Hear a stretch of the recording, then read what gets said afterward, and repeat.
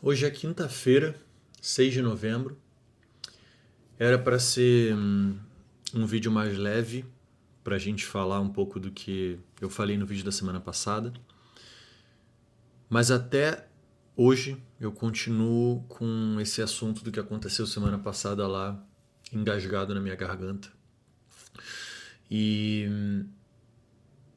se a ideia desse canal é ser sincero, né, e falar sobre, como eu sempre digo, né, o que envolve a minha arte, não tem como eu não falar do lugar de onde eu vim e da situação que continua viva lá e que eu tenho a impressão que não mudou nada desde que eu saí de lá. Eu queria contar uma história de quando eu me mudei aqui para São Paulo. Já tem 3 anos que eu moro aqui em São Paulo, mas logo que eu me mudei para cá, como eu já falei algumas vezes, eu trabalhava no mundo corporativo e eu trabalhava numa multinacional incrível, assim, um escritório lindo. Ficava, para quem mora em São Paulo, entre a Juscelino e entre a Faria Lima, né? Então um lugar maravilhoso. Eu lembro que eu estava lá trabalhando na minha baia e de repente eu ouvi vários tiros, assim, uma rajada. E eu me abaixei debaixo da mesa. Meus colegas que estavam do meu lado não entenderam nada e falaram assim: José, isso são fogos. Hoje é jogo do Corinthians. E aí eu olhei pela janela assim e tava fumaça, então eram de fato fogos. Para quem nasceu no Rio, sabe que em um segundo você consegue diferenciar os tiros de arma e fogos. Não tem, é bem clara a diferença.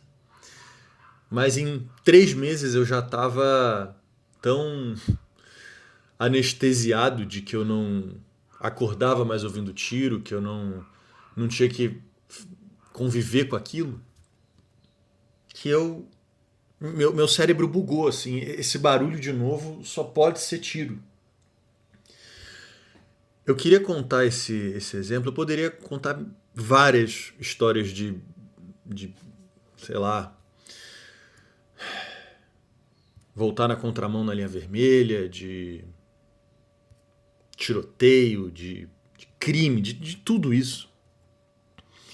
Mas eu queria contar essa história aqui em São Paulo só para demonstrar como que não é só um efeito de curto prazo, né? Como que as pessoas que convivem com esse nível de perigo que é o Rio, como que esses traumas te perseguem a vida inteira. Eu queria hoje falar minha opinião sobre o Rio do lugar de uma pessoa que saiu de lá, mas principalmente tentando sair um pouco do óbvio. Eu vejo que artistas, formadores de opinião, não sei exatamente o que é, mas existe uma coisa meio binária nesses discursos, né?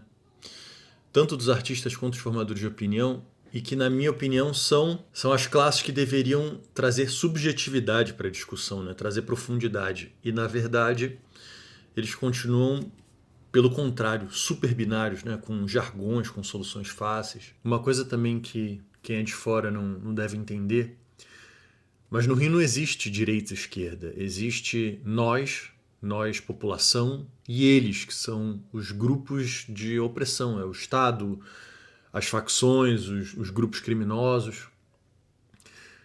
Os últimos 8 governadores foram presos, então o que só resta é descrença. É descrença, a gente não sabe a intenção por trás de nada. E eu queria desabafar, assim, eu não quero agredir ninguém, não quero cagar regra, não quero dar solução, mas eu realmente preciso colocar para fora o que o meu coração está dizendo. Eu queria já, de antemão, desbancar alguns desses jargões, assim, né? Um deles é, por exemplo, esses caras que estão do crime, que estão no morro, eles são só peões, né? Eles estão recebendo ordem de alguém muito maior. Isso só demonstra, de novo eu estou falando do Rio, tá? Isso só demonstra um grande desconhecimento, profundo desconhecimento sobre como que é a dinâmica do Rio, né? Todo mundo sabe o que eu vou falar, mas no Rio, se você vai em qualquer churrascaria, se você vai na Barra, né? Se você vai num camarote de escola de samba, você vai ver lá esse chefe do morro, você vai ver o político, você vai ver o empresário milionário que lava dinheiro com esses caras. né? Você vai ver a quadrilha inteira, né? Então você vai ver que, na verdade, quando você fala que esse cara que está no morro ele é só um peão, você está subestimando a habilidade desse cara, né? São caras muito inteligentes, muito sofisticados. Talvez quem critica que não tem essa sofisticação de entender essa complexidade, né? Que o Rio, na verdade, ele é uma desordem, né? Eu lembro que quando eu me mudei aqui para São Paulo, o comentário padrão, assim, e numa boa, assim, sem maldade, né? Era até uma forma de brincar e tal. Era como que o carioca ele sabia se comunicar, né? Como que a gente é expansivo, como a gente fala com todo mundo. E o que as pessoas não entendem é que a gente não é assim só por conta de temperamento, porque o clima no Rio é quente. É porque é uma habilidade de sobrevivência. Porque o carioca, e eu não tô nem falando só da classe média baixa, da pobreza, até o cara do Leblon, ele é obrigado a desenvolver essa habilidade de saber transitar, porque a gente é oprimido por tanto grupo, né? Seja a polícia corrupta, seja o crime, seja a corrupção entranhada no Rio, que se você não tiver esse molejo, você não vive. É uma questão de sobrevivência, não é uma questão de nisso, né, de temperamento. Uma coisa que uma outra fala muito constante de pessoas de fora, né? Qualquer opinião sobre como que é a dinâmica entre os bandidos e a comunidade ou a família, né? Que tem familiares que defendem. Bom, é óbvio que existe qualquer relação familiar você tem um afeto, uma profundidade. Mas tem uma coisa que ninguém fala e eu não sei porquê. Talvez por desconhecimento. Mas todo mundo sabe que para uma família é uma desonra você ter alguém envolvido com crime. Né? É motivo de decepção, de vergonha profunda. E é óbvio que existe o afeto, mas esse desconforto ele é tão grande. Eu vou dar um exemplo, tá? Hoje eu sou um artista, eu frequento esse ambiente aqui de São Paulo com outros artistas, né? Mas eu demorei anos, para conseguir conviver com uma pessoa fumando maconha do meu lado sem eu me incomodar. Porque não era só uma desonra você ter qualquer envolvimento com crime. Era você ter qualquer envolvimento, inclusive com droga, com qualquer coisa nesse universo. Era um terror, é um medo de qualquer família. Principalmente de classe média baixa, né, na favela. E ninguém fala sobre isso. Né? É, e eu acho que nesse caso é realmente desconhecimento, né? Porque a nossa elite intelectual, ela. Isso não é uma pauta, né? Não tudo bem, usar droga, não, é uma coisa recreativa. E lá no Rio é uma guerra mesmo, é um medo, é um pânico geral de todo mundo. Ter um filho seu envolvido com crime, com droga, com qualquer coisa do tipo. E na minha cabeça, né, quando eu via alguém fumando, vinha na minha cabeça assim, cara, se eu for pego com esse cara aí, eu vou ser preso e vai acabar a minha vida, né? Existia esse terror. Eu acho engraçado que, diante dessa desordem toda do Rio, tem muita gente que traz essa luz a. Deveria ter mais operação na Faria Lima, deveria seguir o dinheiro. E aí, quando você percebe que essa desordem é muito maior do que isso tudo, você vê que não é uma grande solução, não existe uma grande sacada, né? E aí você. Eu não quero diminuir o argumento de ninguém, né? Mas sério que é esse o grande argumento, né? Sério que é essa a grande solução? É a grande mensagem, né? E aí você vê que é tudo muito frágil. Eu queria falar de duas coisas também que, de novo, são negligenciadas nessa discussão pública, que é a natureza humana e o impacto social na formação de um indivíduo. Porque eu realmente acredito nos dois. Eu acredito que existe uma natureza humana e eu acredito que o nosso meio ele é profundamente influenciador de quem a gente é. Todo mundo que já conviveu próximo do crime, né, já conviveu com algum criminoso, você sabe que desde criança a família já sabe quem tem, dentro de uma família, quem tem mais propensão a entrar para entrar para o crime e para quem não tem.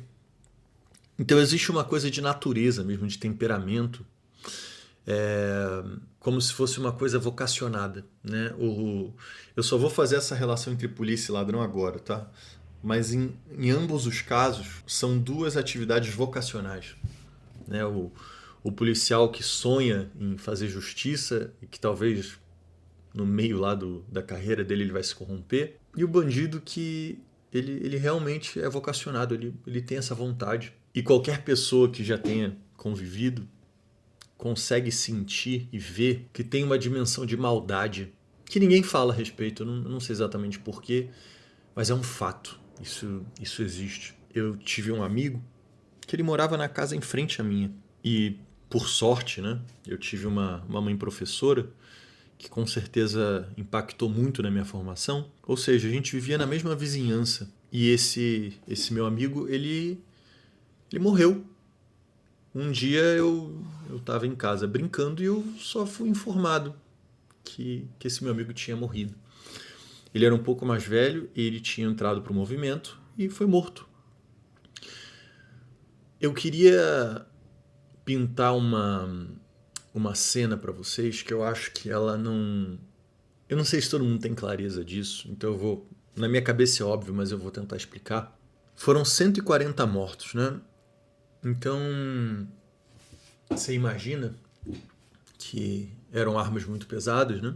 Vocês imaginam que entre as vielas, entre as ruas, tinham pedaços de outros seres humanos, né? Tinham braços, tinham tripas, né? Tinham partes humanas espalhadas pela viela. E outra coisa também que ninguém sabe, mas o rio é uma selva, né? É uma floresta, né? Literalmente. A maior floresta urbana do mundo é a Floresta da Tijuca. Então, no morro, como também não tem saneamento básico, você tem cachorro do mato, você tem porco, você tem, em alguns lugares, até capivara, né? Então, essas partes humanas, elas estão sendo transitadas junto com animais, com pessoas que não têm saneamento básico, com criança. E a gente preocupado em classificação de filme, né? Isso é muito irônico.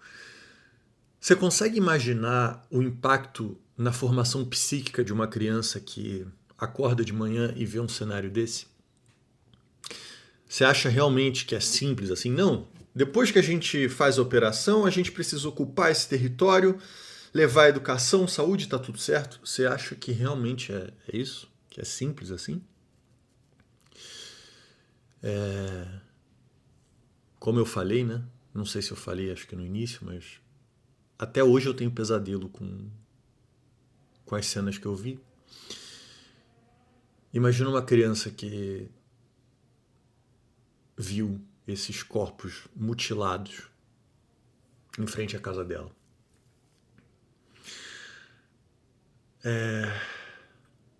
E aí fica um questionamento do que eu estava falando de ser vocacionado, né, para o crime. Você acha que um indivíduo que porta uma arma dessa e sabe que se ele atira em outro ser humano, ele vai amputar o braço desse outro ser humano, se ele atirar no pescoço, ele vai decapitar esse outro ser humano? Você acha que esse cara ele tem as faculdades mentais dele no lugar? Você acha realmente que é só o impacto social que ele tem? E ao mesmo tempo você acha também que ele só nasceu mal? Ou será que não é uma junção dos dois? Será que ele não foi uma criança que viu esse cenário de guerra semanalmente? Se não for muito? Se não for pouco, na verdade? Porque essa operação aí do alemão foi essa que saiu na mídia. Mas todo dia você tem operação no Rio com um estrago terrível para essa população. Você acha que esse cara que cresceu nesse ambiente e que já está tomado, né, e que ele já tem provavelmente essa vocação também, como é que esse cara tá, né? E essa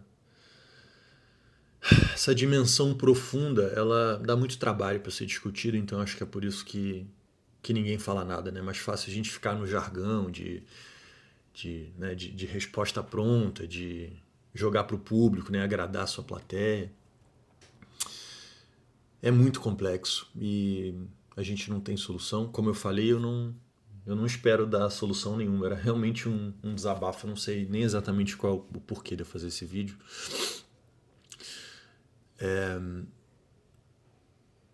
Eu vou falar uma coisa agora muito pessoal para fechar e que quem mora lá, quem mora no Rio, sabe muito bem do que eu estou falando, sabe que é verdade. Mas quem é de fora acho que não tem nem noção disso. Mas o Rio, apesar da gente vender essa imagem de um lugar turístico, de um lugar né, um lugar festivo, pacífico, né? O Rio ele tem uma energia muito pesada. Qualquer pessoa que já tenha frequentado o centro do Rio, já tenha ido na Lapa, sabe que a energia do Rio é muito pesada, é muito sombria. A guerra no Rio ela não é só física, ela é uma guerra espiritual mesmo. Né, quando você começa a se debruçar sobre a história do Rio, e você vê desde a invasão da colonização, dos cemitérios de escravos que a gente tem lá, desde todas essas mortes em operação, e isso vai se acumulando. Vocês acham realmente que não tem um impacto energético naquilo? Um impacto espiritual? É tudo muito macabro lá, cara. E, bom, eu disse que era um desabafo, eu não tenho solução. Mas eu precisava fazer isso e ser sincero, porque não sei, eu precisava. Se você gosta desse tema, né, de natureza humana, e você também está cansado desse mundo binário, superficial, talvez você pudesse se inscrever nesse canal.